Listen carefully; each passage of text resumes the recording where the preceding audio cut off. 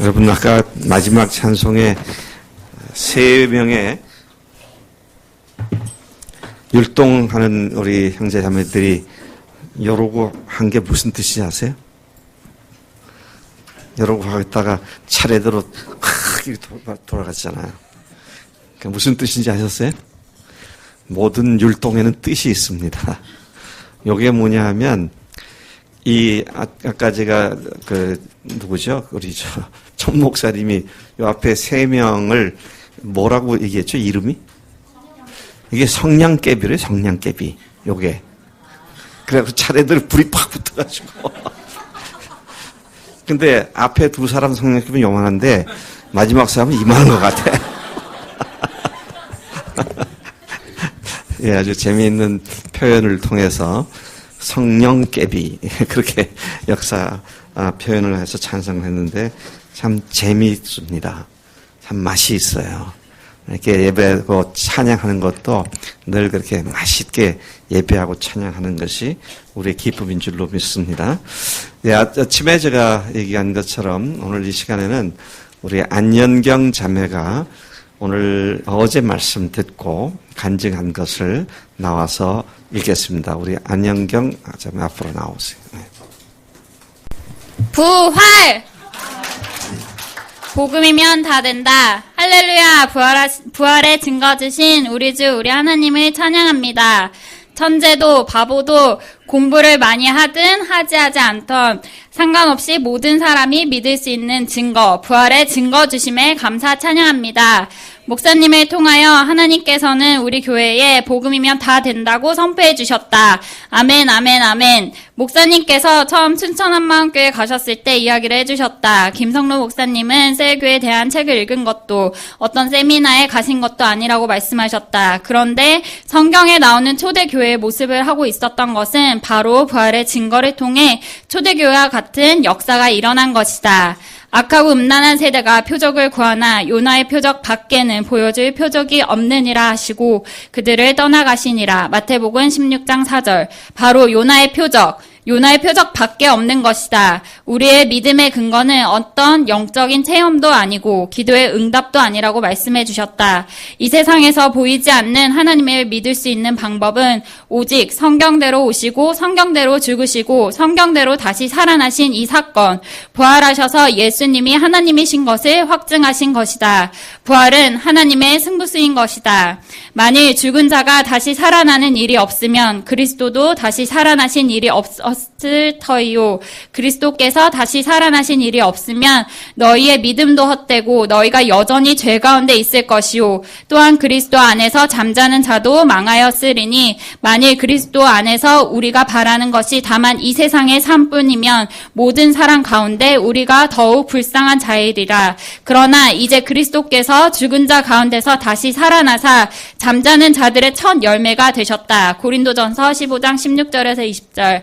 아멘. 예수님이 부활하셨기 때문에 나는 더 이상 죄와 상관없는 자가 된 것이다.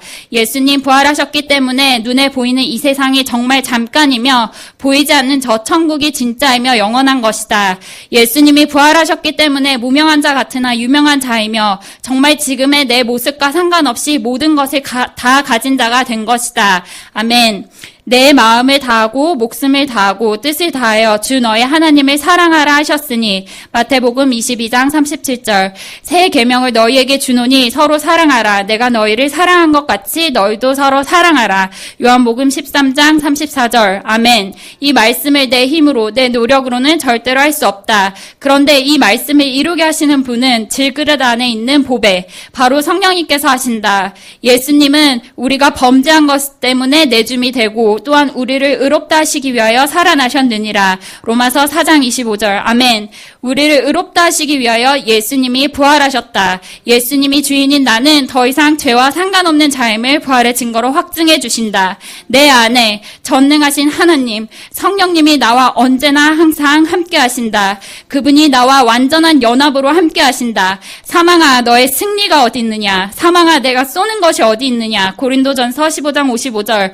아멘. 예수님이 승리하셨다. 이미 다 이기셨다. 오늘도 부활의 증거 주신 나의 주 나의 하느님 찬양합니다. 할렐루야. 이런 간증을 들을 때마다 참 감사한 게 우리 교회에서 저런 간증이 거침없이 고백되어지는 그런 교회가 됐다는 게 너무도 감사합니다. 첫날부터 제가 계속 말씀드리고 있지만 우리가 믿는 하나님은 그냥 우리의 삶의 어떤 한 조그마한 부분에 영향을 주는 그런 분이 아니고 온 우주 만물을 만드신 창조주이시고 지금도 온 우주 만물을 붙잡고 그분의 뜻대로 운행하시는 천지의 대주제 되시는 하나님이시고 그 하나님께서 우리를 사랑하셨다고는 어마어마한 사랑을 받은 자로서 우리 여기에 있는 줄로 믿습니다. 그분이 하신 말씀 어느 한 말씀도 가볍게 넘길 말씀이 없고 그 어떤 말씀도 내 생각과 내 잣대로 그것을 받아들이거나 안 받아들이거나 그렇게 할 수 있는 권한도 전혀 우리에게는 없고 오직 그분이 말씀하셨으면 그분의 말씀이 진리이기 때문에 우리는 그 말씀에 순종할 수밖에 없습니다. 근데 그 많은 말씀들을 다 차치해 두고 그분이 하신 말씀은 핵심적인 말씀은 우리를 사랑하신다는 말씀과 사랑하셨기 때문에 그분이 세상에 오셨다는 말씀, 오실 뿐만 아니라 우리들의 죄를 위해서 하나님이 죽으셨다는 말씀, 그리고 그 하나님이 하나님이라는 사실을 부활로 다시 살아나셔서 증명해 준 이 사실, 이건 정말 우리가 아무리 생각해 봐도 어떻게 이런 하나님을 알게 됐고 믿게 되었는지, 이런 어마어마한 무변광대하신 하나님과 내가 하나가 되게 하셨는지 참 백골난망이죠. 어떻게 이 감사함을 다 말해야 할지 알 수가 없는 그 큰 하나님의 사랑을 입은 하나님의 은혜를 받은 자들이 된 줄로 믿습니다. 그 하나님께서 이제는 우리 하나님의 자녀가 된 사람들, 부활로 하나님의 백성이 된 사람들에게 할 수 있도록 주신 가장 큰 명령이, 말씀이 목숨 걸고 하나님을 사랑하라고 하는 것이었습니다. 여러분, 우리가 태어난 곳이 대한민국이고 또 대한민국의 보편적인 사람들의 삶의 가치관으로 우리의 모든 가치관이 형성되어 있기 때문에 그것이 온 우주의 기본 원리인 것처럼 생각하실지 모르겠지만 미국에 살고 있는 백인들의 가치관과 세계관이나 같은 미국에 살고 있는 흑인들의 세계관이나 가치관, 멕시칸들의 그것들, 우리와 이웃하는 일본 사람들의 인생관과 세계관, 가치관, 각 사람들마다, 각 나라마다 다른 것을 볼 수가 있습니다. 우리는 태어나서 자녀들을 잘 길러서 좋은 대학 가고 좋은 직장 가서 좋은 가정을 꾸며가서 자식들을 낳고 또 그 자식들도 잘 성장할 수 있도록 안정적인 삶을 취하고 그렇게 사이클이 계속되는 것이 마치 우리 인생 전부일 줄로 생각하지만, 그러나 그런 세계관은 이 지구상에 대한민국 사람들이 갖고 있는 세계관이고 하나님의 창조주 하나님이 우리로 마땅히 어떻게 살아야 하고 왜 살아야 하며 무엇을 왜 살아야 하는지 이것들을 분명하게 가르쳐 주는 것이 바로 이 성경 말씀이죠. 그리고 실제로 이 말씀에 보면 어마어마한 요청을 하고 계시잖아요. 어떻게 해요? 하나님을 사랑하되 내 마음을 다하고 힘을 다하고 목숨을 다하고 뜻을 다하여 주 너의 하나님을 사랑하라. 이것이 크고 첫째 되는 계명이다. 그 사람들은 이 내용을 딱 부딪혔을 때 헉헉 소리가 나고 악악 소리가 나서 이건 못하는 걸 이렇게 하게 하셨구나, 이렇게 포기해버리게 되는 것을 볼 수가 있습니다. 그러나 과연 할 수 없는 것을 하나님께서 하라 그러셨습니까?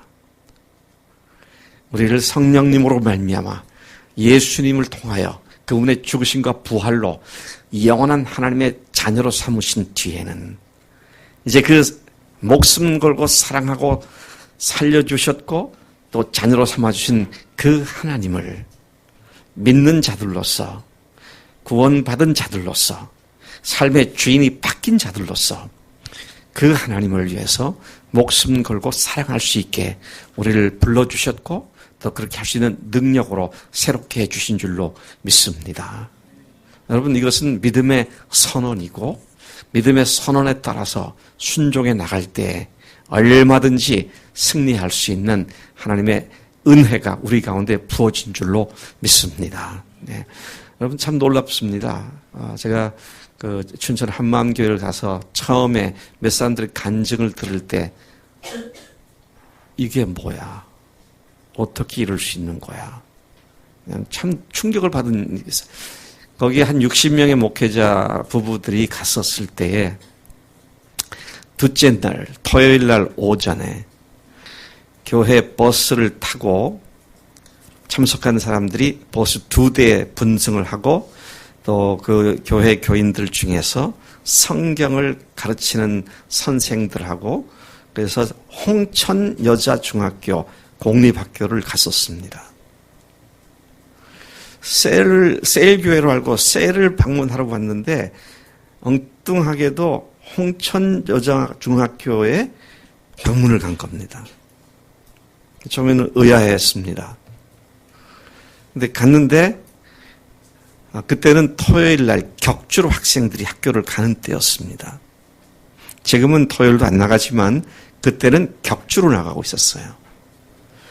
갔는데 갔던 사람들을 모두 다 교장 선생님 방으로 도착하자마자 안내를 했습니다. 그리고 그 교장 선생님이 자기 학교에서 지금 어떻게 복음을 전하고 있는지를 이야기를 하는 겁니다. 굉장히 놀랐어요. 토요일 날 오전 시간이 그걸 뭐라고 하죠? 특활 시간이었습니다. 특별 활동 시간이었어요. 그러니까 그건 대한민국 중학교 정규 커리큘럼에 있는 시간입니다. 근데 그 특활 시간에 제가 갔을 때 80명의 학생들이 소강당에서 모여서 예배를 드리고 80명의 학생들이 5명, 6명씩 나뉘어져 가지고 10몇 개의 반으로 나뉘어서 그 교회에서 간 성경을 가르치는 선생님들과 함께 소그룹으로 성경을 공부하는 것을 보았어요. 근데 그 교장 선생님이 그 일을 어떻게 하게 됐는지를 설명을 해 주는데 제가 그 얘기를 듣고 질문해 봤어요. 선생님, 이렇게 하면 학부형들이나 더더구나 전교조 교사들이나 그런 물을 먹은 사람들이 왜 학교에서 특정 종교 활동을 하느냐라고 공격하지 않습니까? 저는 그게 상상이 안 갔기 때문에 그것도 정규 커리큘럼 시간에 그들의 그분이 씩 웃으면서 하는 말이 거기다 방비를 해 두었지요. 그래서 어떻게 방비를 했느냐. 참 놀라운 지혜가 거기 있는 것을 보았어요. 학생들이 1학년 입학을 하게 되면 학부형 총회를 연답니다. 그래서 그 총회 때에 그 학교의 특별활동 반, 여러 가지 반들을 소개하는데 그 중에 성경 공부반도 있습니다. 그래서 이건 강제가 아니고 누구든 자기 원하는 것에 선택을 해서 특별활동을 하는 거니까 그렇게 우리가 성경 공부를 하고 있는 반도 있습니다. 그러면서 자기 간증을 해줬다고. 옛날에 자기가 험한 삶을 살았는데 성경을 읽고 예수님을 믿고 난 때 내가 마음을 잡게 됐고 교장까지 하게 된 겁니다.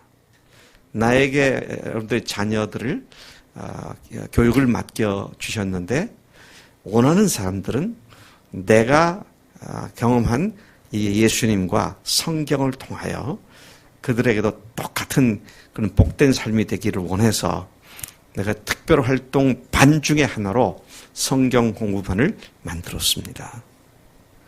원하는 학생들은 언제든지 선택하고 들어올 수 있습니다. 자, 그래가지고요. 학교 건물 가운데 소강당이 있는데 거기서 뭐 찬양을 하니까 전교가 그냥 찌렁찌렁하고 그러더라고요. 1시간 예배 드리고 찬양하고 그러고 1시간 이제 나누어서 성경 공부를 하는 겁니다. 그래서 제가 물었어요. 이런 정규 수업 시간에 이렇게 하는 게 문제가 되지 않습니까? 그랬더니 그분이 우리나라 교육법에 종교 과목도 개설될 수 있게 되어 있습니다. 그러니까 현행법에 종교를 가르칠 수 있더라는 거예요. 그러니까 우리 그리스도인들이 너무 소극적이어서 그렇게 하면 법에 문제가 된 줄 알고. 근데 재미있는 건 그분이 거기에서 그렇게 한 결과로 도교육청이나 교육감이나 이런 사람들로부터 찍혀가지고 교장 선생으로서 이제 은퇴를 할 것이다. 만삼들이 그렇게 했는데 그분이 교장 임기가 끝난 뒤에는 고성군 교육장으로 발령이 나가지고 그 교육장 밑에 여러 교육감들이 있고 그래서 거기 가서는 아예 목사님들을 초청해서 교육위원회에서 뭐 이러거나 뭐 행사가 있을 때 같이 초청해서 예배도 드리고 그렇게 하고 이제 은퇴를 한 모습을 제가 보았습니다. 여러분, 하나님이 하시는 일은 우리의 생각과는 다릅니다. 우리는 그렇게 하면 안 될 것 같고 망할 것 같은데 하나님께서는 하나님의 능력으로 하나님 일을 하시는 줄로 믿습니다. 여러분 오늘 다시 돌아가서 하나님을 섬기되 목숨을 걸고 섬겨라 그랬어요. 목숨을 다하여 섬기라 그랬습니다. 목숨을 걸고 하나님을 섬기는 일이 아예 한 국가의 목적이 돼 있고 한 국가의 근간이 돼 있는 그런 나라도 지금 우리가 살고 있는 이 지상에 같은 시기에 살고 있는 민족이 하나 있죠.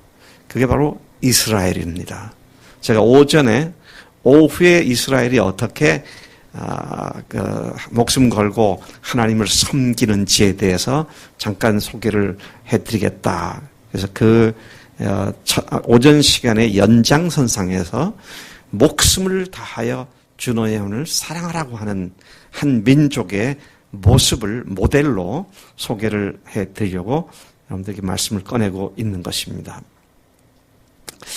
유대인들의 결혼관부터가 다릅니다. 제가 요즘은 이제 그런 세미나를 안 인도하지만 그리스도인의 건전한 교제, 이성 교제 또는 결혼관 이런 세미나 주제를 부탁받고 가서 세미나를 인도한 경우가 과거에 많이 있었습니다. 그래서 그때마다 제가 가서 모여있는 청년들 50명, 80명, 100명 그런 사람들에게 제일 먼저 제가 한 것이 앞에 칠판을 놓고 그리고 한 사람 나오라고 그러고 그 칠판에다가 내가 질문을 할 텐데 답이 나오면 그 답을 칠판에다가 다 적으라고. 그래서 질문을 던진 것이 뭐냐면 여러분들은 왜 결혼을 하려고 합니까?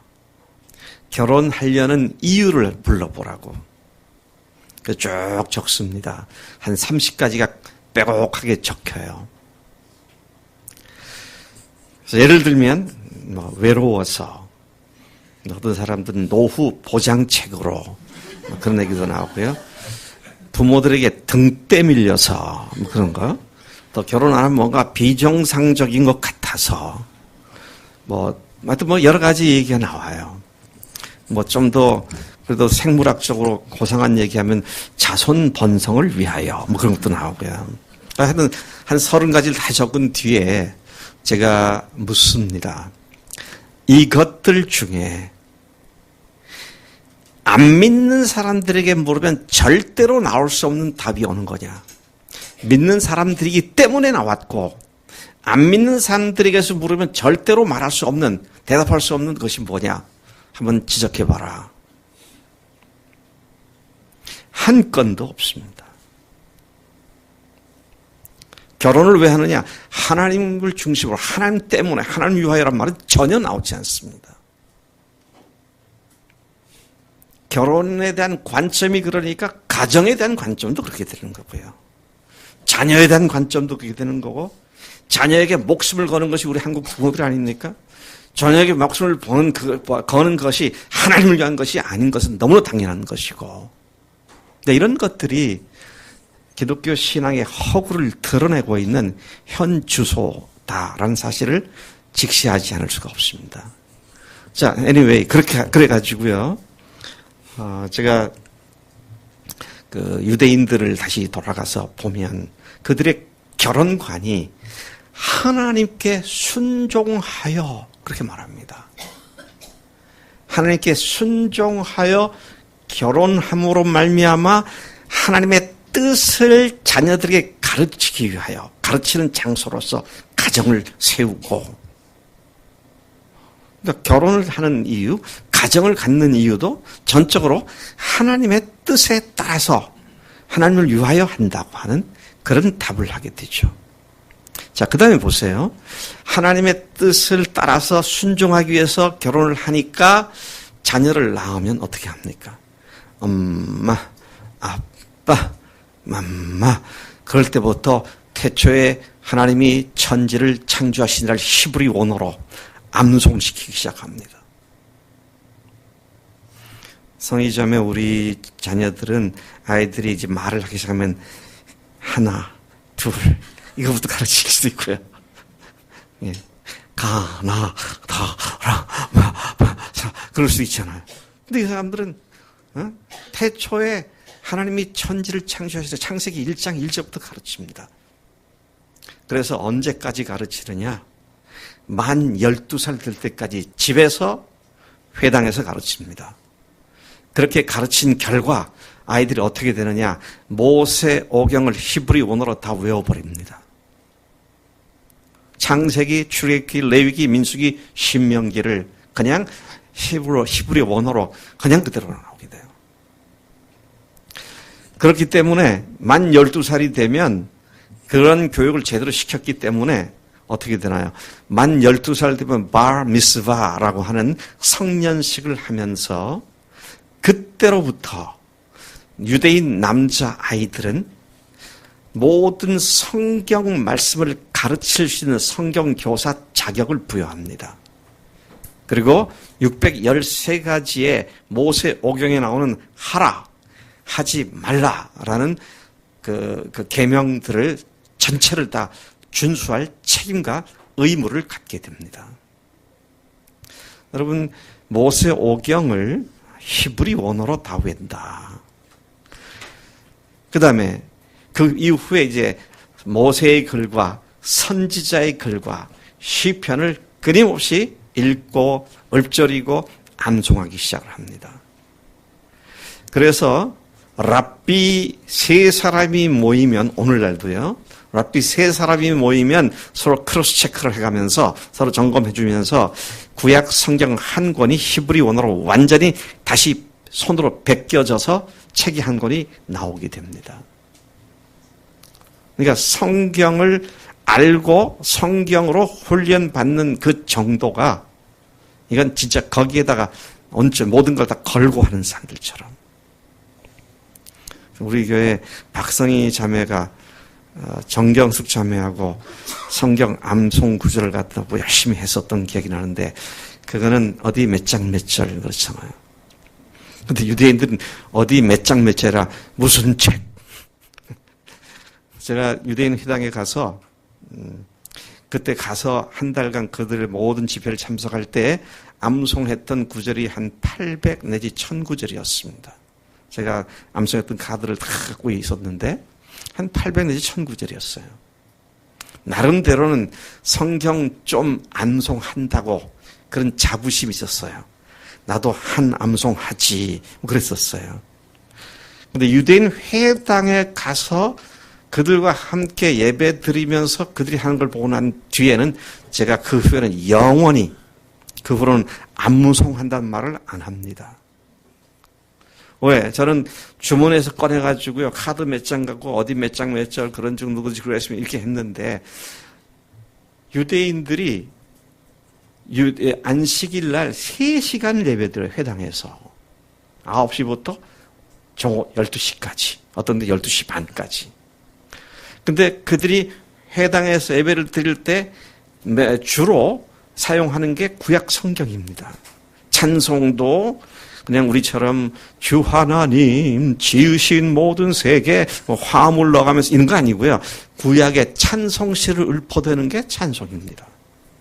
하나님 이 더위가 빨리 물러가고 선선한 날씨가 되고 뭐 이렇게 우리 도와주세요. 그런 기도가 아니라 구약의 기도문을 읊어대는 게 그들의 기도입니다. 너무 말할 거 없이 성경을 읊어대는 시간이 뭐 주로 주된 시간이죠. 제가 정확하게 쉬어볼 수는 없었습니다만은 그렇게 히브리 원어로 구약 성경을 읊어대는 게 매주 3시간 동안에 적어도 몇십 장을 읊어댄 것 같았어요.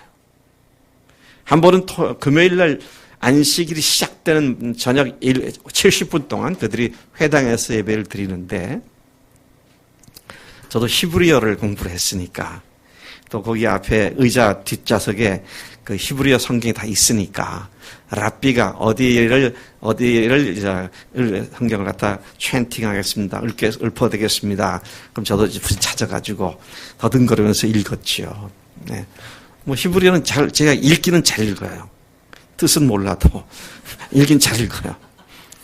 근데 뭐 오랜만에 읽으니까 암만 잘 읽어도 더듬거리죠. 근데 읽다가 제 귀에 들려오는 이 한 500명이 모여서 예배를 드렸는데요. 들려오는 소리가 노래 부르듯이 그냥 천편일률적으로 쫙 흘러가더라고요. 그래서 제가 잠깐 눈을 띄어서 주변을 봤어요. 그렇게 보니까요, 저같이 성경을 보고 있는 사람은 아무도 없는 거예요. 다 눈 감고 이러고, 여기 여기 술 달린 그 기도 수건을 이렇게 딱 붙잡고는 이러고는 바라 이스라엘 하나비 하셈 그러고 하는데 성경을 아무도 안 보는 거예요.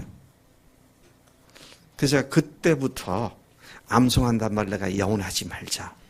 그냥 생각나는 암송은 하겠지만 나는 암송하는 사람들이 말하지 말자. 너무 창피하더라고요. 그렇게 성경 말씀으로 철저히 무장을 하더라고요. 또 잘 들어보세요.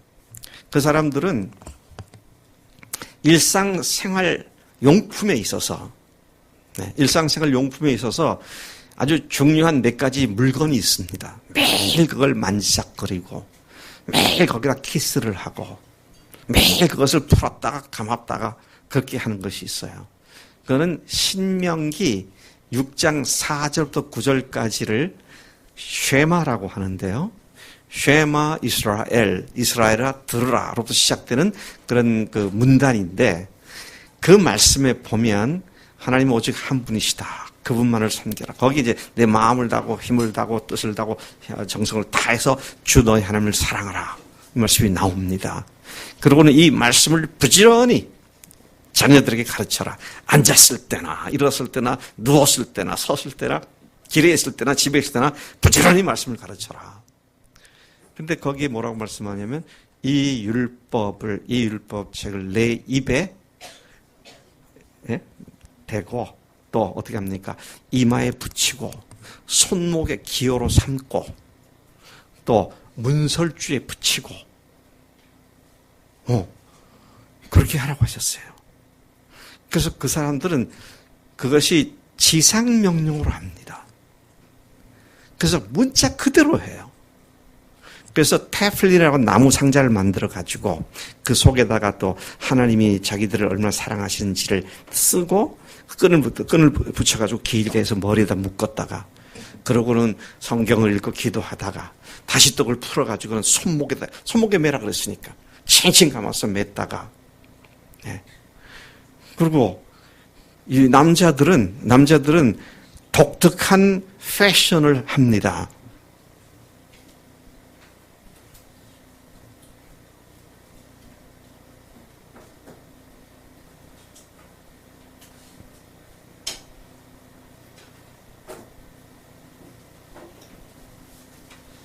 예배할 때나 기도할 때나 회당에 있을 때나 그들이 항상 키파라고 하는 이 모자를 쓰고 예배를 드립니다.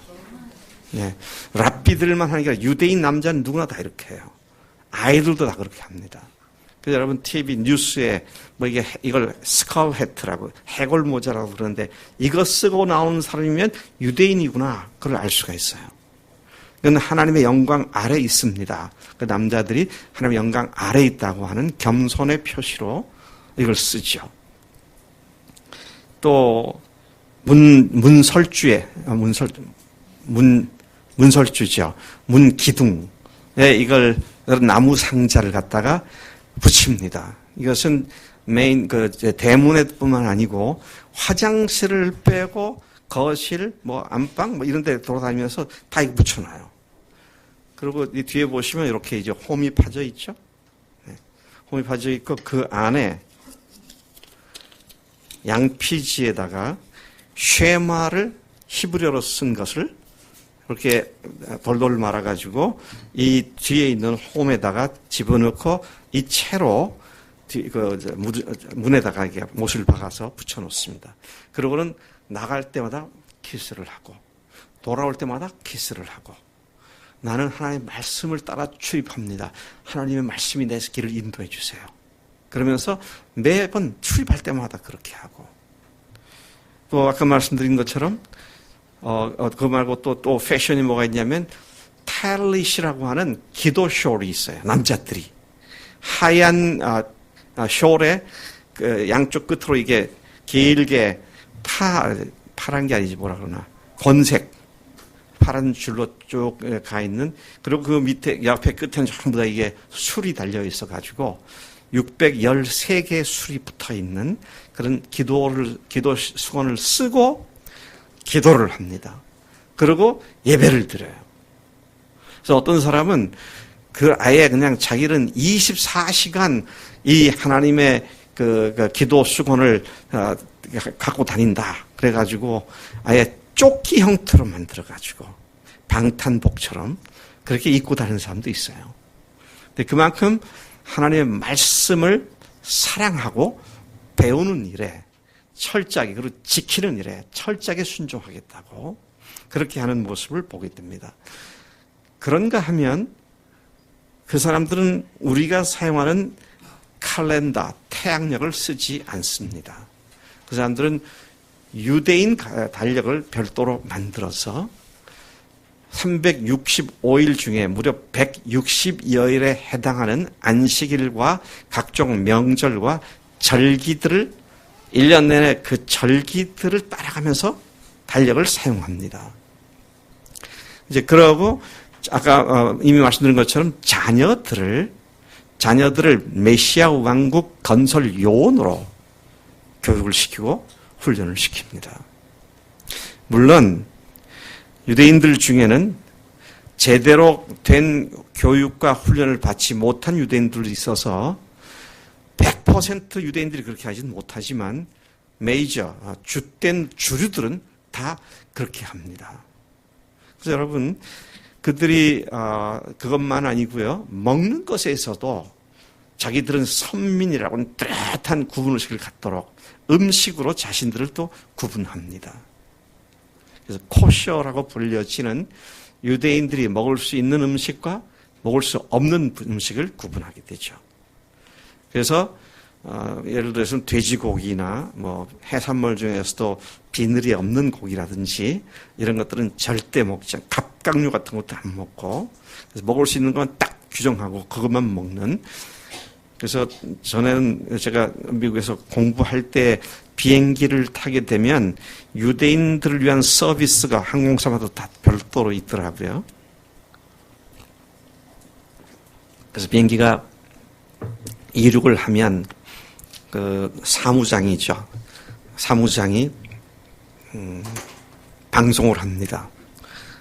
아무개 이름을 쭉 부르면서 당신들의 메뉴 때문에 나를 좀 만나라고.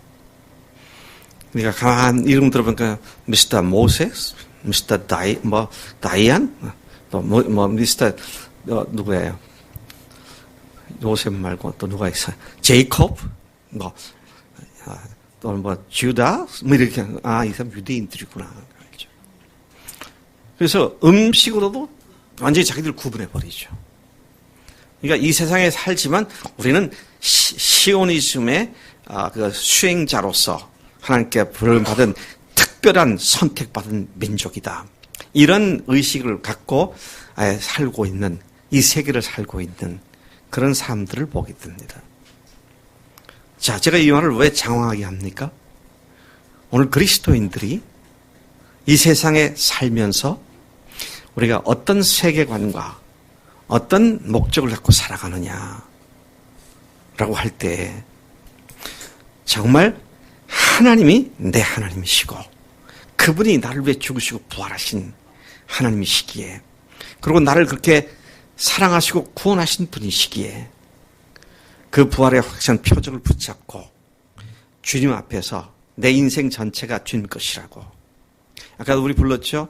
그러므로 사나 죽으나 다 주의 것이라고 그렇게 말을 하는데 정말 그렇게 사는가 하는 것이 우리가 스스로 살펴봐야 할 그런 문제다 하는 것입니다. 여러분, 그들이 예배 드리는 것도 보면 참 대단합니다. 네. 역시 복음이 아니니까 조는 사람이 좀 있네요. 복음 얘기하면 안 좋을 텐데 복음을 이게 좀 옆에서 서포트하는 말을 하니까 졸아요 보니까. 네. 조는 사람이 있으면 그 사람이 잘못도 있지만 제가 잘못입니다. 얼마나 강의를 못하면 저렇게 졸릴까 그런 생각이 들어서 말이에요. 자, 그런데 이 사람들의 그 일주일 생활을 이렇게 보면은요, 잘 들어보세요. 초, 중, 고등학생들 12년 동안 매주 화요일과 목요일 오후 4시 반부터 6시 15분까지, 그러니까 2시간에서 15분 빠지는 105분간 화요일과 목요일 학교 갔다가 오는 길에 회당에 들러서 토라를 배우고 유대인 역사를 배웁니다. 그렇게 12년을 합니다. 12년을 해요. 또 화요일날 오전에는 woman only, 여자들만이라고 하는 클래스가 있어서 그 클래스에 제가 갔더니 한 80여 명이 모여서 매주 성경 말씀을 배우고 랍비의 성경 해석을 배우는 그런 시간입니다. 또 남자들은 중등학교로 불려지는 구약 해석집을 가지고 공부하는 그런 시간을 매주 목요일 날도 오전에 갖습니다. 그리고 금요일 날, 안식일이 시작되는 금요일 날 일몰이 되면 회당에 모여서 70분간 안식일 축하 예배를 드립니다. 그리고 그 다음날 안식일 날은 오전 9시부터 12시 또는 12시 반까지 회당에서 3시간 내지 3시간 반 동안 예배를 드립니다. 우리처럼 제가 여러분들 설교할 때 최대한 잘 알아듣고 이해되도록 설명을 하면서 설교를 하잖아요. 거긴 그런 거 없어요. 그냥 성경을 읊어대는 겁니다, 그냥. 근데 그걸 3시간 동안 해요. 예배를 할 때 우리는요, 심리학적인 요소를 굉장히 고려하려고 애를 써요. 이렇게 하다 보면 너무 지루하겠지? 그 변화를 주하고 이렇게 해야 되고, 거긴 그런 거 없어요. 찬양팀 없어요. 반주 없어요. 그냥 말씀을 읊어대는 겁니다. 근데 거기에 500명씩 모이더라고요. 제가 그때 거길 참석하면서 하나님께 예배한다는 개념에 대한 새로운 개념을 갖게 됐어요. 우리의 즐거움과 늘 그랬거든요. 저는 예배도 은혜가 돼야지. 이제 그렇게 생각을 했는데 예배는 대상이 하나님이기 때문에 내가 은혜가 되는 것보다 더 중요한 건 정말 하나님께 예배 드리느냐 하는 이것인데, 야, 이 사람들이 이렇게까지 하는구나.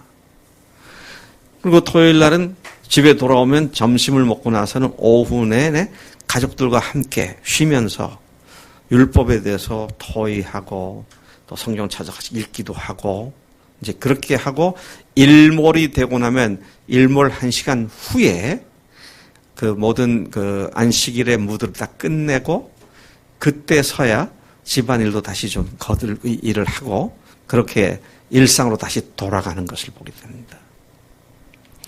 명절, 유월절, 또 뭐 있어요? 오순절, 또 장막절, 초막절, 그러죠? 또 불임절, 또 신년일, 한우카, 뭐 이런 게 있죠. 근데 그런 3대 명절은 무려 일주일간 예배해요. 7, 8월 달에는 금식주일이 있어요. 금식주간이 있어요. 그거는 3주간 아무것도 안 하고 그것만 합니다.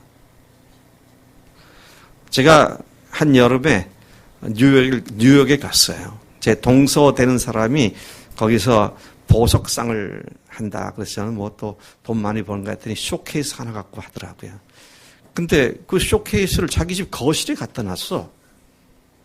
아니, 지금 전 세계에서 방학 때가 돼가지고 사람들 많이 들어오는데 왜 이러고 있느냐. 그러니까 그 사람 표현이 유대인 베케이션 기간이라서 장사를 안 한다는 거라.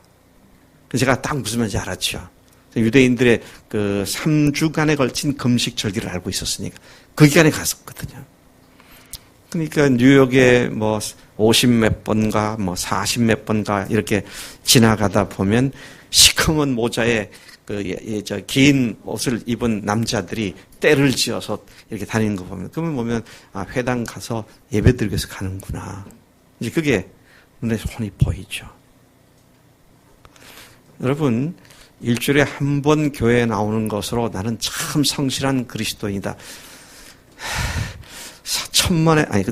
5천만의 말씀입니다.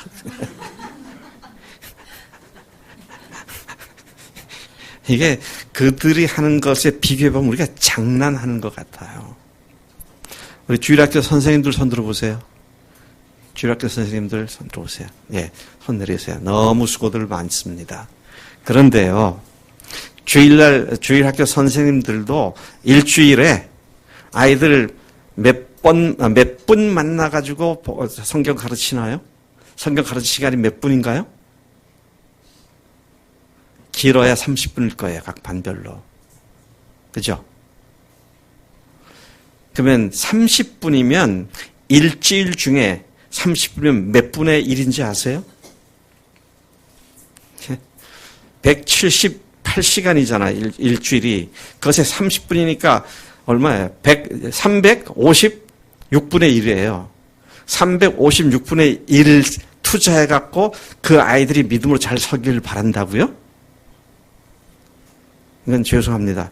제가 말을 좀 거칠게 하는 부분이 있는데 그건 도둑놈의 심보지. 356분의 1을 투자해놓고는 애들이 믿음으로 바로 세워지기를 원한다? 뭐 결과가 뻔한 겁니다.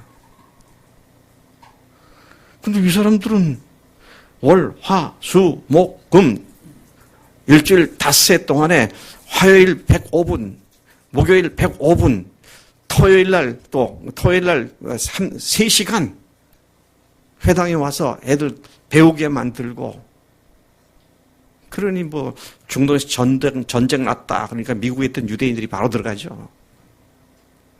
메시아 왕국 건설할 그 성지가 지금 전쟁터가 됐다. 다 싸들고 들어가는 거죠. 그게 단순한 애국심이 아닙니다. 하나님께 대한 열심이 그렇다는 것이죠. 오늘 하나님께서 그들이 그렇게까지 하나님께 열심을 하지만 오늘 우리가 그리스도인들이 이렇게까지 정말 낯간지럽게 하지만 그러나 예수님이 죽으시고 부활하신 하나님의 사실을 믿기 때문에 오늘 그리스도인들을 이스라엘과는 비교할 수 없는 어마어마한 복으로 우리를 대하신 줄로 믿습니다. 네. 여러분 이게요 정말 예수님이 죽으시고 부활하신 것은 뭐하고도 비교할 수 없는 어마어마한 하나님의 대가시거든요. 하나님의 사랑의 표시인데 그것을 하나님의 사랑을 알고 믿음으로 받아들이는 것을 얼마나 하나님께서 애절하게 기다리시다가 그런 사람 만나면 정말 천하를 얻은 것 같이 기뻐하시느냐 하는 겁니다. 그렇잖아요. 여러분 예수님 예수님 하신 말씀이 뭐라고 했습니까? 죄인 한 사람이 회개하고 돌아오게 되면 회개할 것이 없는 99사람, 의인 99사람 때문에 기뻐하시는 것보다 하늘에서 더 기뻐하신다고 그랬지 않습니까? 그만큼 부활하시고 죽으시고 부활하신 주님을 주님으로 알아보고 그렇게 믿는 사람들을 주님께서 기뻐하신다고 그러시죠. 여러분 이제 우리가 주님을 부활하신 주님을 또 그분이 주님이신 것을 부활로 우리가 확증했는데 부활에 대한 얘기를 좀 더 하겠습니다. 획을 긋는 일에 있어서 저는 BC와 AD로 나눌 것이 아니라 BC와 AC로 나눠야 BR과 AR로 나눠야 이게 맞는 역사 구분법이다 그런 생각을 해요. 지성이는 무슨 말인지 벌써 알아들은 것 같으네. BR이 뭐야? Before Resurrection. AR은 After Resurrection. 잘하네. 부활 이전과 부활 이후. 왜 그렇습니까? 죄자들을 보니 그래요. 그렇게까지 예수님과 아주 밀착해서 살았던 그들인데 그래서 예수님께 점점 더 큰 믿음이 생겨서 얘들아 우리도 예수님과 죽으러 가자 뭐 그랬던 그리고 예수님께서 오늘 밤에 너희들이 나 다 버릴 거다 그러니까 베드로가 다른 사람들은 다 그래도 저는 절대로 그렇지 않겠습니다 그랬던 근데 예수님이 체포 당하시는 그 시로부터 다 도망가고 베드로는 어땠습니까? 3번씩이나 예수님을 모른다고 맹세까지 하고 저주까지 하면서 부인하잖아요. 그랬던 그들이 더 이상 죽음 따위를 두려워하지 않고 담대하게 서서 너희들이 죽인 예수를 하나님께 다시 살리셨다. 그분이 다시 그를 너희들이 죽인 그 십자가에 못 박은 그 예수를 주와 그리스도가 되게 하셨다. 그러면서 목숨 내대고 나가서 외치기 시작한 그 사건이 그들이 예수님을 다시 만난 뒤에 논리적으로 또는 논증 받아가지고 그게 아니라 부활하신 예수를 만났을 때 이분이 하나님이셨구나. 이분이 위대한 선생이 아니라 이분이 이스라엘을 완성하시는 메시아 왕국의 건설하는 분이 아니라 하나님이셨구나. 온 인류를 주님 앞으로 인도하는 그분이셨구나. 그러니까 그냥 조금도 두려워하지 않고 담대하게 나가서 그냥 부활하셨다 그건 아니잖아요. 뭐라고 했습니까? 너희들이 죽인 예수를 하나님께 다시 살리셨다. 그러면서 담대하게 복음을 전하니까 그 말을 듣는 사람들이 3,000명, 5,000명 날마다 구원받음도 하고 허다한 제사장의 무리가 주 앞에 돌아오고 이루 말할 수 없는 놀란 사람들의 생애가 변하기 시작하는 이 일이 부활 사건의 시작점을 찾을 수가 있더라고요. 여러분 우리가 부활을 믿고 또 부활에 근거하는 것은 사실은 복음 그 자체이고요. 복음의 핵심이기 때문입니다. 복음의 변두리나 복음의 보조물이 아닙니다. 복음은 십자가와 부활입니다. 십자가만 있고 부활이 강조되지 않는 것은 아닙니다. 부활이 강조되면 십자가는 그대로 살아나게 되는 거죠. 주님께서 십자가에서 죽으시고 부활하시고 말미암아 그것도 아까 우리 부른 찬송 중에 보면 성경대로 다시 사셨다. 성경대로 사셨다. 그랬는데 우발적으로 어쩌다가 우연히 부활한 것이 아니라 창세기부터 시작하여 말라기까지 계속 각 페이지마다 예수님의 죽으심이 그리고 부활하심이 계속 예고되었던 그 예언 그대로 죽으시고 부활하신 바로 이분이 하나님이라는 사실 앞에 부활하신 예수를 만난 뒤에 제자들이 드디어 눈이 떠져서 영원히 주님 앞에 무릎 꿇고 나의 주님, 나의 하나님이시라 고백한 이 복음의 핵심을 우리가 다시 발견하고 또 이 복음의 핵심을 다시 확인할 수 있는 것이 어마어마한 축복이 아닐 수가 없는 줄로 믿습니다. 여러분, 인류 역사를 바꾼 종교개혁 중에 하나가 루터의 종교개혁입니다. 근데 사실은 그것에 앞서서 전 인류에게다가 기독교를 전 세계적인 종교로 바꿔놓는 일에 결정적 역할을 한 사람이 누구냐? 바울입니다. 근데 바울이 하박국서를 읽다가 믿음으로 말미암아 구원받는구나. 그래가지고 로마서를 쓴 거 아니에요. 루터가 하박국서를 인용한 바울의 이야기를 읽다가 믿음으로 고는구나. 이걸 알고는 오직 믿음으로 고는다는 종교개혁의 기치를 높이 들었지 않습니까? 그가 누구죠? 칼빈하고는 조금 달라요. 칼빈은 굉장한 신학자가 돼가지고 총 정리를 또 신학적으로 했습니다만은 루터는 한 가지 한 겁니다. 행위가 아니다. 구원받는 건 믿음으로 받는다. 그래서 성경을 번역해서 출판을 하고 사람들에게 성경을 읽을 수 있도록 글을 갖추는 일을 해야겠다. 그래서 정부는, 국가는 우리들의 자녀들을 교육시켜라. 또 모든 자녀들은 의무적으로 다 교육받아라. 왜? 성경을 읽을 수 있어야 구원받게 되니까. 그러면서 그의 모든 역점을 성경을 읽을 수 있는 여건들을 만들다가 잘못 투자해야 되는데 그로 하여금 그런 그 모든 일들을 하게 하는 모티브는 믿음으로 구원받는 거구나. 왜? 자기가 어마어마한 자기 고행과 수행과 금욕을 위해서 어마어마한 고통을 스스로에 주었는데 해결을 안 됐었는데 믿음으로 말미암아 구원한다는 이 로마서를 읽는 가운데 이거구나 하면서 그거 외치기 시작했는데 그것이 카톨릭을 정면으로 대결하면서 종교개혁의 기치를 세우게 되는. 그러고 얼마 전까지 십자가가 바로 그 은혜다 외쳤었는데 오늘 우리에게 부활복음이 다시 비춰주기 시작한 겁니다. 여러분, 전 모르겠어요. 솔직히 어제 그 박 목사님도 그렇게 얘기를 하시던데 예수님을 구세주로 믿었는데 정말 그 사람이 구원받았는지 안 받았는지 난 잘 모르겠다. 그런 얘기를 하는데요. 아무리 봐도 성경에서는 예수님을 구세주로 믿으면 구원받는 말이 없어요. 구주로 믿으면 구원받는 말이 없어요. 네? 또 해볼까요? 제 차 다시 한번 걸을까요? 아주 새 겁니다. 이거 아직 새 거예요. 근데 구원을 약속한 성경 구절 다 주 예수를 믿으라. 네. 그러면 십자가를 얘기할 때는요, 언제든지 구세주 개념이 소개될 수밖에 없어요. 십자가가 뭡니까? 죄를 용서하는 하나님의 십자가 사건이니까. 그럼 죄를 용서했으니까, 구원받았으니까, 이제는 용서받았으니 천국 갈 수 있다. 좋아요, 나빠요? 너무 좋지요. 좋으니까 다 믿는다 그러죠.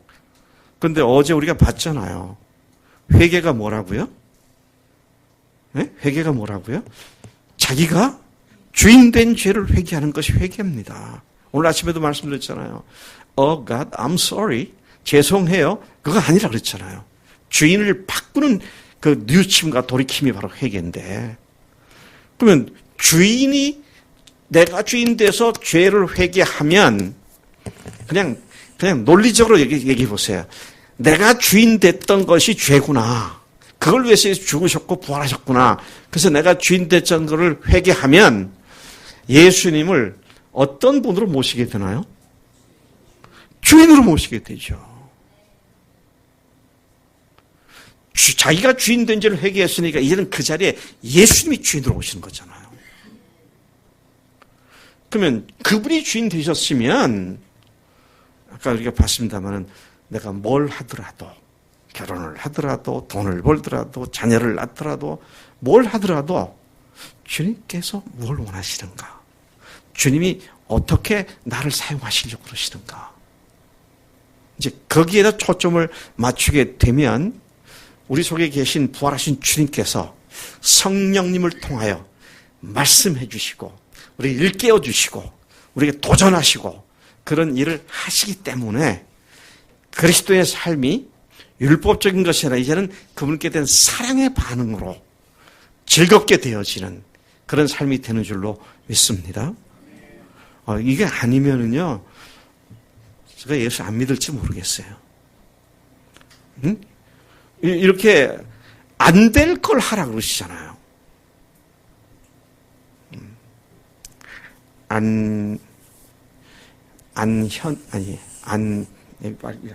안수님 자매. 이게 누가 있나, 옆에. 안영경 자매가 갑자기 다가오더니 얼굴 탁 뺨을 때렸어요. 그러면 안수님 자매는 딱 맞는 순간 오른뺨도 대도 됐구나. 돌려도 됩니까? 안 됩니까? 될 수 없어요. 네. 다른 사람 몰라도 안수님 자매 못할 것 같아.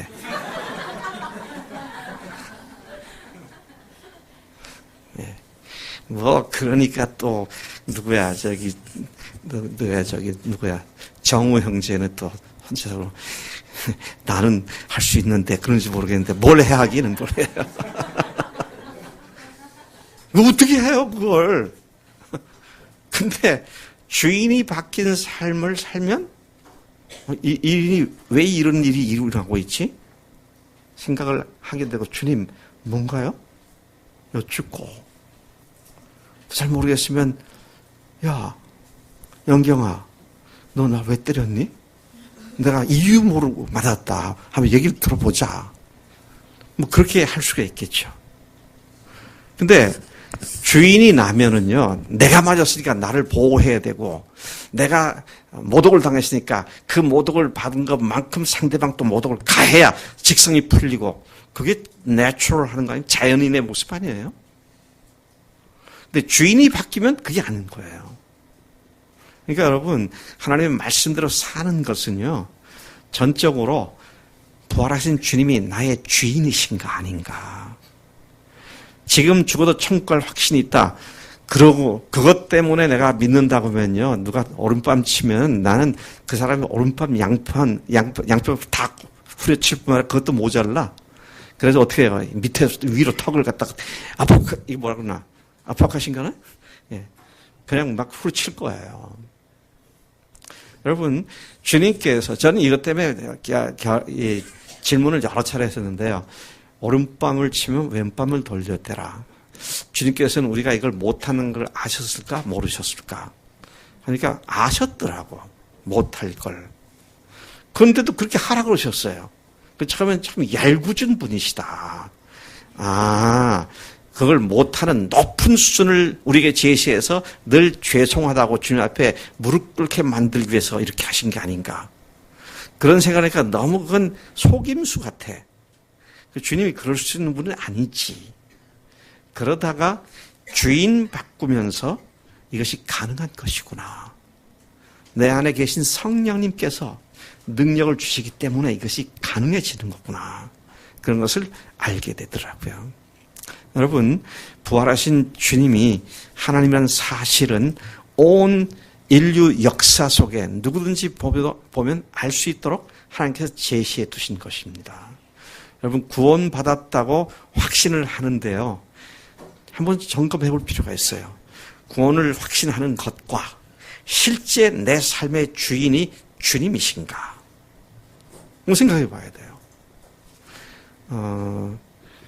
내가 누구한테 물어봐야 되나? 현수가 지금 생각할 때, 야, 이건 너무 나한테 좋은 거다. 이거는 내가 절대 놓칠 수 없는 거다.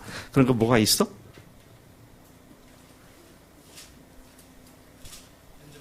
핸드폰. 거기 뭐 중요한 비밀이 있는가 보다. 근데 그거 너 베트남에서 잊어버렸었잖아. 내가 아무리 소중하게 여겨도 잃어버리면 잃어버리는 거라고. 근데 주님께서 핸드폰 일어나라 그러시면 내 들어야지. 사실 우리가 하나님 앞에서 주장할 수 있는 건 아무것도 없어요. 와, 내가 이게 20년 각고 끝에 드디어 우리 집이 하나 생겼구나. 아이고 좋다. 참 20년 만에 드디어 집이 생겼구나. 근데 주님께서 그거 내놔 그러시면 내놓겠어요? 20년 동안 이사 20번 다녔는데.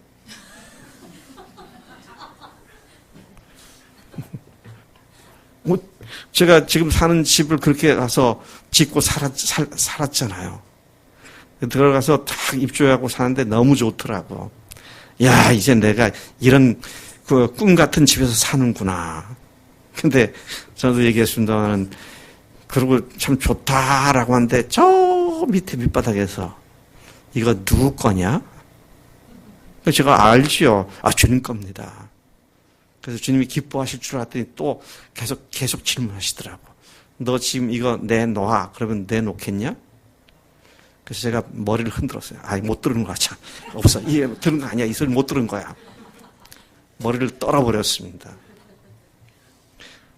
근데 그 다음날도 또 속에서 올라오죠. 3개월을 제가 버텼어요. 3개월을 버티다가 너무 힘들었어요. 그래서 야, 내가 이거 해결 안 하면 내가 이게 노이로제 걸릴지도 모르겠다. 그래서 어느 날 너무 속이 상해가지고 그냥 하늘 앞에 아, 주님 겁니다. 갖고 가세요. 근데 희한하죠. 그렇게라도 하니까 마음이 평안해지는 거예요. 참 이상하더라고요. 믿음이 충만해서 아, 주님 겁니다. 아, 주님 바치긴 예, 주님. 이러면 얼마나 좋아요. 아, 주님 가자. 그래서 근데 이게 마음에 쫙 내려놔지면서 너무 감사하더라고요. 여러분, 아침에 그랬지만 진리를 알지니가 진리가 너희를 자유케 하리라 그랬습니다. 주님이 되시면 내가 소유한 모든 것이 다 주님 것이기 때문에 그것에 내가 연연할 이유가 없어지고요. 또 그것을 연연하지 않게 되니까 자유로워지고. 제가 좀 말도 안 되는 소리를 물어봐야겠네. 왕문박 자매. 이제 한 열흘 후면은 집에 갈 꿈에 풀어있지. 어머니만 날아갈. 근데 주님께서 내일 모레쯤 너는 이번에 중국 가지 마라. 그러시면 어떨 것 같아? 말을 못하네. 뭐라고? 안 간다고. 답은 잘 알아. 네, 이번에 가지 마라. 그러면 아, 주님 왜요? 잘 모르겠는데 하여튼 가지 말라니시니까 안 가겠습니다. 그런데 주님께서 더 좋은 걸 준비해 주시고 그렇게 할 수도 있거든요. 그러니까 내가 이거는 안 돼. 이거 딱 매여 있으면 그걸 이제 마귀가 잘 알죠. 그걸 집중적으로 공략을 해서 주님을 바라보지 못하게 하는 그런 꺼리로 삼아가지고 우리가 성장하는데 결정적으로 쓰러지게 만드는 그런 악한 마귀의 괴계를 너무도 우리가 잘 알고 있는 겁니다. 여러분, 예수님께서 세상에 오셔서 우리를 위해서 죽으셨다. 참 이건 정말 가슴 떨리는 일입니다. 하나님이 나를 위해 죽으셨다. 네. 내가 우리 승수 형제를 너 간증도 너무 귀하고 그러니까 내가 너를 위해서 일주일간 아무것도 안 하고 네 모든 것을 일주일간 서브할게. 언제든지 나를 부르고 나한테 뭐 필요한 거 있으면 얘기하고 내가 다 도와줄게. 그래서 실제로 그렇게 한다면 승수 형제가 나에 대해서 생각이 많이 달라질 것 같아. 목사님이 나를 위해서 일주일간 이렇게 하시다니. 근데 목사가 아니죠. 주님이 하나님께서 일주일이 아니죠. 당신의 생명 전체를 버리시고 나를 하나님의 아들로 딸로 삼아주시되 그 확실한 증거로 부활까지 딱 정주셔서 요동 없이 흔들림 없이 나의 주님 나의 하나님이라고 끝까지 하늘나라까지 계속 갈 수 있는 든든한 앵커, 닻을 우리에게 딱 주셔서 흔들리지 않게 해주신 이 은혜를 우리가 얼마나 어떻게 갚아야 할지 참 백골난망이다. 그런 생각을 하지 않을 수 없습니다. 여러분, 다시 돌아가서 보면은요, 3년간 모든 것을 다 버리고 쫓았던 제자들입니다. 그리고요, 제자들이 경험한 주님은 어마어마한 분이었습니다. 12 제자들이 다 그랬지만 특별히 3명의 제자들을 딱 집어서 얘기하면 베드로, 야고보, 요한, 이 사람들은 정말 그 코어 핵심 그룹에 있는 멤버들로서 예수님으로부터 특별 대우를 받은 사람들이었습니다. 얼마나 특별 대우를 받았느냐. 와, 이 어마어마한 특별 대우를 받았는데 산에 데리고 올라가서 예수님과 세 제자들이 넷이 있잖아요. 넷이 있는데 갑자기 예수님의 얼굴이 변하는 거예요. 빛이 나고 광채가 납니다. 좀 이따 옷이 또 희게 바뀝니다. 그러더니 좀 이따 보니까 그때 예수님 당시로부터 1400~1500년 전에 있었던 모세가 나타났습니다. 그리고 또 한 800년, 900년에 있었던 엘리야가 나타났어요. 그러더니 예수님과 이 세 사람이 이야기를 합니다. 여러분, 인류 역사상 이런 엑스타시를, 종교적 황홀경을 경험한 사람은 아무도 없습니다. 그 전에도 없었고 그 후에도 없어요. 피지컬리, 육체적으로 이 시대를 건너뛴 하나님의 사람들이 주님과 함께 만나가지고 대화를 나누고 하는 이런 경험을 한 것이죠. 그럼 좀 그때 또 구름이 휩싸이더니 뭐라 그럽니까? 이내는 내 사랑하는 아들이고 내가 택한 자니 너희는 저의 말을 들어라. 와, 이런 종교 경험을 한 사람이 세상에 어디 있습니까? 우리 교회에서 나름대로 어떤 영적인 경험을 많이 하신 분들 하면 누가 손을 꼽힐까요?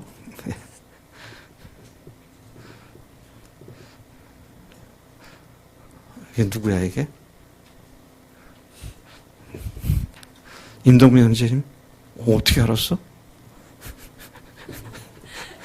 내가 지금 말하는 영적 경험은 삶 속에서의 경험이 아니라 이상과 환상과 음성을 듣고 표적을 보고 하는 그런 걸 얘기하는 건데,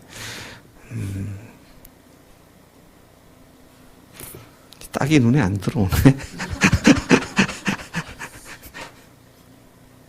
이야, 그렇게 경험을 해도요.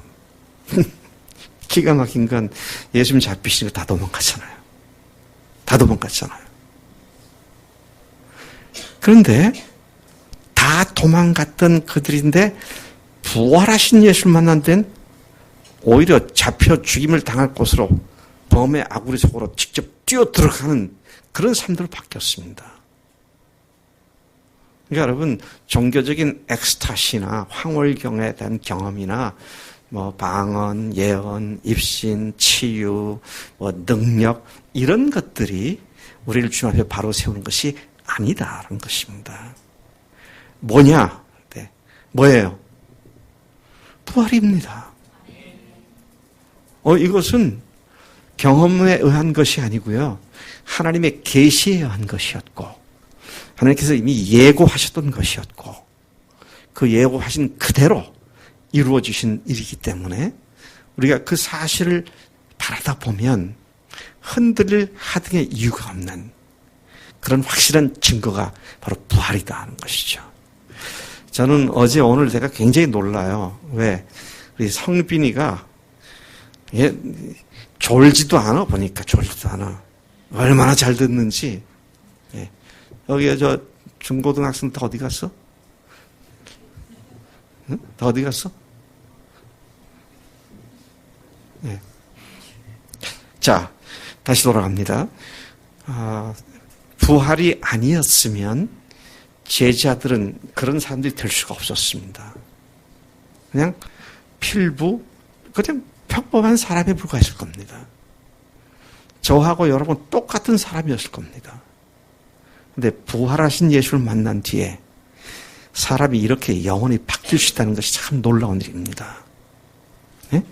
목숨을 조금도 아깝지 않게 여기고 복음을 위해서, 주님을 위해서 나가서 선포하고 그걸 언제까지? 평생 동안 순교의 자리까지 조금도 뒤로 물러가지 않고 앞으로 달려가는 그런 놀라운 모습을 우리가 부활하신 예수를 만나는 찬송 속에서 발견할 수 있더라는 것이죠. 제가 우리 교회에서도 얘기를 했고 뭐 여러 가는 데마다 얘기를 하지만 이게 바울의 얘기만이 아닙니다. 네? 바울의 얘기만이 아니에요. 오늘날도 똑같은 일이 유대인들 가운데 일어나고 있습니다. 네. 우리 교인들 오래되신 분들은 그분을 좀 아신 분도 계실 텐데요. 이스라엘의 제 친구 랍디 학교 출신의 이스라엘 학자가 한 사람이 있는데 조셉 슐람이라고 하는 분이죠. 그분이 루마니아에서 살다가 디아스포라가 다시 이제 구소련이 무너지고 루마니아에서 이스라엘로 돌아왔습니다. 근데 돌아오기 전에 고등학생이었던 그가 그 선생님한테, 고등학교 선생님한테 성경책을 하나, 신약 성경책을 선물 받고 읽다 보니까 자기 유대인들 얘기거든요.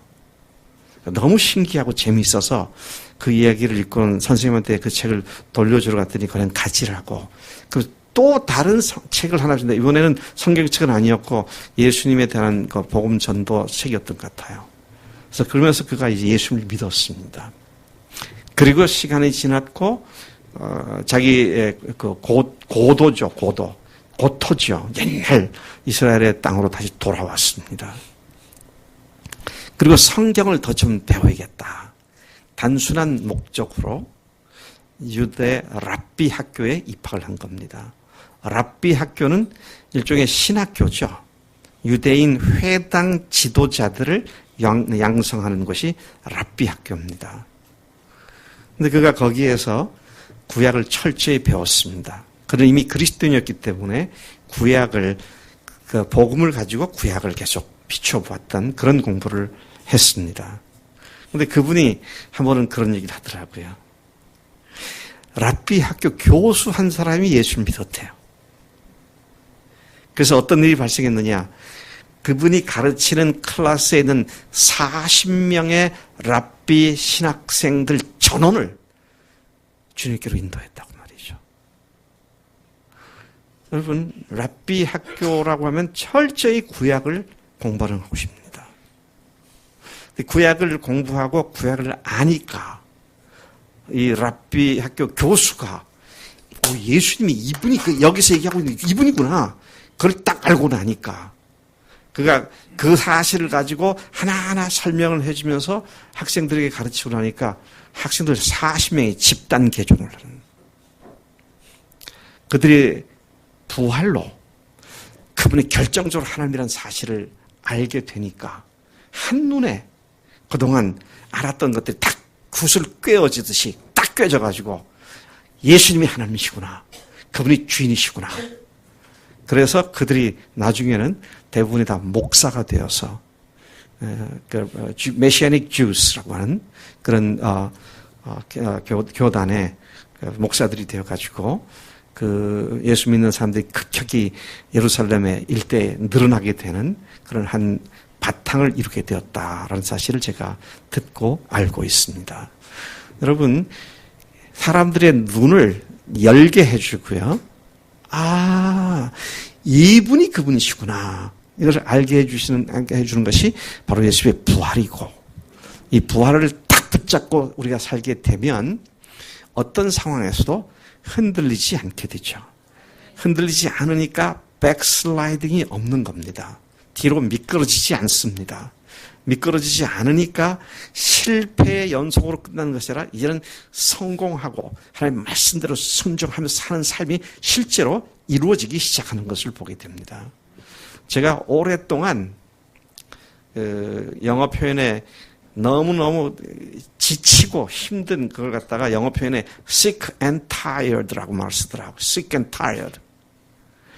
기독교 신앙의 제가 오랫동안 sick and tired 했었어요. 내가 믿는 복음이 이것밖에 아닌가. 정말 주님 앞에서 바로 살려고 노력하면 할수록 되어지는 것은 별로 없고. 여러분, 이런 문제의식이 없으면요, 우리가 주님 앞에 바로 나갈 수가 없어요. 근데 문제의식이 있고 그 문제의식을 가지고 주님 앞에 구하며 찾을 때 주님께서 정확하게 답을 주시더라고요. 근데 그것이 부활로. 그래서 너무 감사한 건요, 부활이 뭡니까? 복음이잖아요. 복음으로 답이 왔다는 것이 제 생각에 너무 감사한 거예요. 그래서 좀 그런 생각이 듭니다. 이상하게 국민학교 동창들 그 카톡이 요즘 저한테 꽤 영향을 주고 있는가 봐요. 근데 거기서 올라오는 글들을 보면 아이고, 이 친구들 이제 다 늙었구나. 마지막 때가 가까우는구나. 그렇게밖에 생각 안 들어요. 뭐 맨날 타령죄 얘기만 하더라고요. 근데 저는 복음 때문에 갈수록 할 일이 많아져 가지고 이걸 어떻게 해야 되나. 그래서 지금 그 친구도 언제 만나면 복음을 전해야겠는데 벌써 내가 목사다 그러니까 그 카톡방에서 그 약간의 긴장감이 돌더라고요. 그래서 거기 올라온 글을 보니까 야, 목사도 있고 우리가 말 조심해야겠다 뭐 그러면서 나오더라고요. 그래서 제가 잘 안 들어가요. 보기만 합니다. 그래서 근데 이제 엊그제 누가 뭐죠? 그 넬라 판타지아 오보에 연주한 그걸 이제 4분 정도짜리를 이렇게 올렸더라고요. 제가 그 노래를 좋아하니까 틀었더니 이과수 폭포가 나오는 거예요. 그래서 이과수 폭포와 넬라 판타지와 미션의 테마 곡이고 그것이고 미션의 배경이 바로 그 이과수 폭포이니까 이게 감동이 되더라고요. 그래서 제가 길게 안 쓰고 넬라 판타지아 미션의 테마곡 그리고 이과수 폭포 참 감동이네. 내가 9월 달에 아르헨티나를 가게 되는데 가면 꼭 가봐야지. 이제 그렇게 썼어요. 저는 이제 그렇게 했을 때 누군가가 너 아르헨티나 왜 가냐? 그거 나오면 이제 복음 얘기 좀 하려고 했는데 한 녀석도 그런 얘기를 안 올리더라고. 그때 이 가수 뭐 개를 들어야겠다느니 뭐 어쩌고 그런 얘기만 하고 이게 왜 가냐만 물으면 내가 구복기 커버라도 사진 탁 찍어갖고 올리면서 이 책을 갖고 내 강의를 간다. 뭐 그러면서 이제 얘기를 좀 시작하려더니 불발이었어요. 다음 기대로 가야겠다 싶은데. 여러분, 예수님이 부활하신 사건은 창세 전부터 하나님께서 계획하셨다. 말씀이죠. 그리고 구약 성경 전체를 통해서 계속 반복해서 예고하셨던 말씀이잖아요. 제가 없었을 때 지지난주인가요? 우리 천 목사님이 아브라함이 이삭을 바치는 그 말씀을 가지고 나누었던 것을 제가 기억합니다. 네. 창세기 12장이잖아요.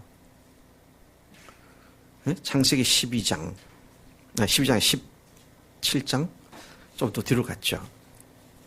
창출, 레민신, 오조경주 맨 앞에 첫 번째 책이잖아요. 그 첫 번째 책에 이미 예수님이 부활하실 예표를 이삭을 살리시는 장면을 통해서 그렇게 그림같이 예고하시는 하나님의 모습을 보게 됩니다. 누구죠? 이스라엘 백성들이 출애굽, 출애굽기에서는 어떻게 6월절 어린 양 피를 통해서 그리고 홍해를 건너는 그 사건을 통해서 부활이 예고가 되었는지를 우리가 보게 되고요.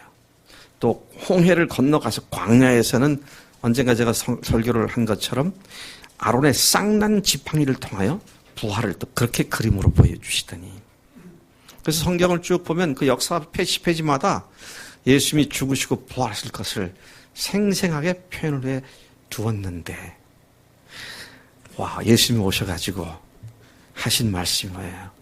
율법과 선지자의 글과 시편에 나를 가리켜 기록한 이 말씀이 바로 그 말씀이고 내가 그 말씀대로 지금 부활한 것이다. 주님께서 당신이 살아났다는 부활했다는 사실을 제자들에게 드러내실 때 사용하신 것이 구약의 모세의 글과 선지자의 글과 시편에서 어떻게 당신의 죽으실 것과 부활할 것을 예언했는지를 다시 그들에게 상기시키면서 또 거기서 누가복음 24장에서 뭐라 합니까? 내가 너희들과 함께 있었을 때 이렇게 되리라고 말하지 않았느냐? 그러면서 선지자 글을 통해서 메시아가 오셔서 그리스도가 오셔서 사흘 만에 다시 살아난다고 이미 얘기했는데 뭘 이상하게 생각하느냐? 그러면서 성경을 쭉 풀어주면서 그들에게 부활하신 것이 성경대로 되어진 것이다. 이런 사실을 말씀해 주신 것을 기억하게 됩니다. 여러분, 부활은 아무리 강조해도 지나침이 없습니다. 요즘 저는 이 부활만 생각하면 참 자다가도 벌떡 일어나요. 너무 기뻐가지고요. 어떻게 이런 확실한 증거를 내가 손에 딱 쥐도록 하나님께서 이렇게 해줬나. 여러분, 다시 말씀드립니다. 십자가로만 구원을 받느냐 하는 것에 대해서는 잘 모르겠어요.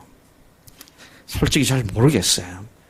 십자가만 믿고 부활을 안 믿으면, 부활을 안 믿는 것이 아니라 부활의 의미를 제대로 이해하지 못하면 구원받지 못했다. 그렇게 말해야 할지 안 해야 할지 잘 모르겠어요. 근데 부활을 붙잡게 되니까 의심의 여지가 없어졌잖아요.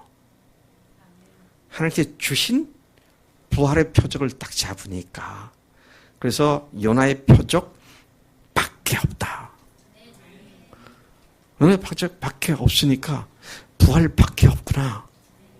그래서 아까 우리 연경이가 간증할 때 그 말이 나왔던 것 같은데 부활의 승부수를 띄우셨다. 승부수가 뭔가요? 그건 아마 제가 알기로는 바둑 용어 같습니다. 대마 싸움에 얽히고 설키고 싸우다가 한 점을 딱 놓아가지고 거기에서 이기면 다 이기는 거고 지면 거기서 다 지는 거고 거기서 결판 내는 끝수가 바로 승부수가 아니냐 그죠. 김성로 목사님이 그 말을 참 잘했다 생각을 해요. 부활이 하나님의 승부수였다. 부활을 믿지 못하면 부활의 증거를 붙잡지 못하면 예수님이 하나님인 증거가 없는 것이잖아요. 근데 부활로 확증을 하게 되니까 그분이 분명히 하나님이시고 하나님이시니까 나는 그분 앞에 영원히 무릎 꿇고 나의 주님, 나의 하나님이라고 이야기할 수 있는 확실한 근거를 갖게 된 줄로 믿습니다. 여러분 오늘 사람들이 이 부활에 대해서 어제 박 목사님도 얘기했지만 반반의 반응을 보입니다. 거부감의 반응도 보이고 그게 그거였느냐고 그렇게 기쁨으로 반응을 보이기도 하고 근데 거부감을 보이는 분들은 왜 거부감을 보일까요? 아마 그들이 부활을 얘기하면 십자가로 믿은 당신의 믿음들은 가짜요라고 듣는 것 같아요. 가짜요라는 말은 제가 잘 모르겠다 그랬어요, 제가. 그렇게 확실하게 말할 수 있을지 없을지 잘 모르겠다는 겁니다, 저는. 근데 분명한 거는 부활로 딱 이 증거를 잡으니까 삶의 승리의 기쁨이, 승리를 누리게 되는 그런 삶이 이루어지더라고요. 백슬라이딩이 없어지더라는 겁니다. 롤러코스터에서 영혼이 내려서 이런 직행열차를 타는 그런 신앙으로 바뀌더라는 것이죠. 그런 의미에서 나의 정당성을 주장해서 상대방 것은 틀렸다, 맞았다 이런 논리로 대하는 것처럼 사람들이 이해하기 쉬운데 거기에 대해서는 잘 모르겠어요. 제가 어떤 결론도 안 내립니다. 그런데 중요한 거는 부활로 딱 신앙의 기틀이 딱 잡히니까 오전에도 잠깐 말씀드렸던 것처럼 이게요, 성경과 기독교 신앙 전체가 하나로 딱 정리가 된 걸 봅니다. 그래서 그것이 모순이 아니라 완전히 상호 보완을 해가지고 믿음이 견고하게 세워지는 그런 모습을 보게 되죠. 여러분 혹시 계속 업앤다운을 계속하고 있지는 않으십니까? 오전에 보았던 것처럼 그분이 부활하신 주님이시기 때문에 그분 앞에 우리가 온전하게 회개하게 되면 내 인생 전체의 무게를 얹고 내가 하나님의 자리에 올라간 죄인이었습니다. 그 죄를 회개합니다. 그리고 예수님이 하나님이시고 나의 주님이십니다.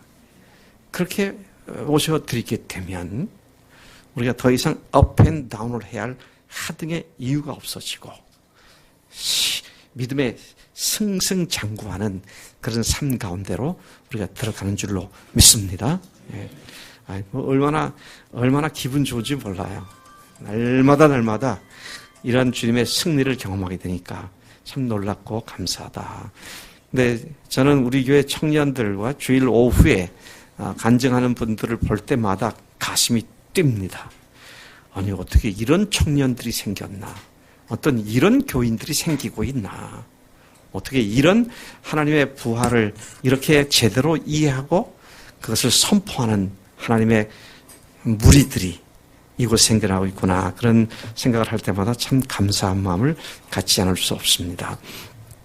여러분 부활은 하나님께서 오래 전부터 창세 전부터 계획하셨던 것이고 그리고 성경으로부터 시작돼서는 계속 예고했던 것이고 그리고 주님께서도 오셔가지고 그거 나에 대한 얘기다 계속 말씀하셨고 그래서 그 말씀대로 내가 십자가의 죽임을 당할 것이다.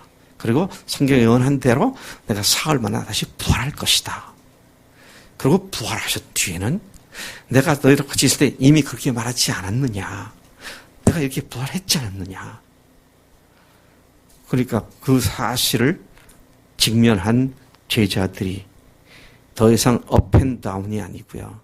더 이상 롤러코스터가 아니라 목숨 걸고 그분이 부활하신 하나님이시라고 증거하기 시작한 그래서 오늘까지 우리에게 이 복음이 전달된 줄로 믿습니다. 여러분들을 통해서 이 부활의 복음이 삶 속에서 주님께 순종하는 것으로 나타나고 승리로 나타나서 주변 사람들이 아니 부활을 통해서 저렇게 삶이 변하는구나. 그 증거를 보고 나도 좀 부활을 알아봐야겠다. 그렇게 달려드는 그래서 이런 문제에 있어서는 더 이상 안개 낀 뿌연 길을 가지 않고 청명한 맑고 밝은 쾌청한 날씨 가운데 사는 우리가 될 것을 축복합니다. 네. 이제 한번 기도하시겠습니다.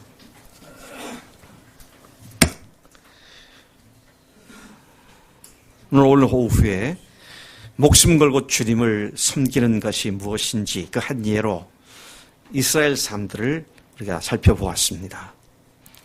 그들이 예수님이 아닌 시오니즘을 향하여 그렇게 헌신하고 있는데 죽으시고 부활하신 하나님이신 예수님을 믿는 우리가 하나님 내 안일과 내 판단을 가지고 내가 정해놓은 선에 맞게 이 정도면 하나님 앞에서 섭섭하지 않으실 거야. 이 정도면 됐어. 라고 하는 생각을 하나님 하지 않도록 이제 주님 앞에 영원히 무릎 꿇은 인생들로 우리를 삼아주시는 줄로 믿습니다. 하나님 우리 교회가 그런 신앙의 고백을 한 사람들로 더욱더 많아지고 또 그렇게 교회가 바뀌어서 우리 교회 형제 자매들이 서로를 대할 때에 하늘의 아버지의 아들과 딸로서 대하며 그 사랑의 아름다운 이야기들이 목숨 걸고 사랑하는 그 수준까지 우리를 인도하실 줄로 믿습니다. 부활을 확실한 증거로 주신 우리 주님 감사합니다. 이 시대에 부활이 얼마나 확실한 주님의 증거인지를 우리에게 다시 일깨워 주셔서 이 부활 복음으로 재무장하게 하시는 주님을 찬양합니다.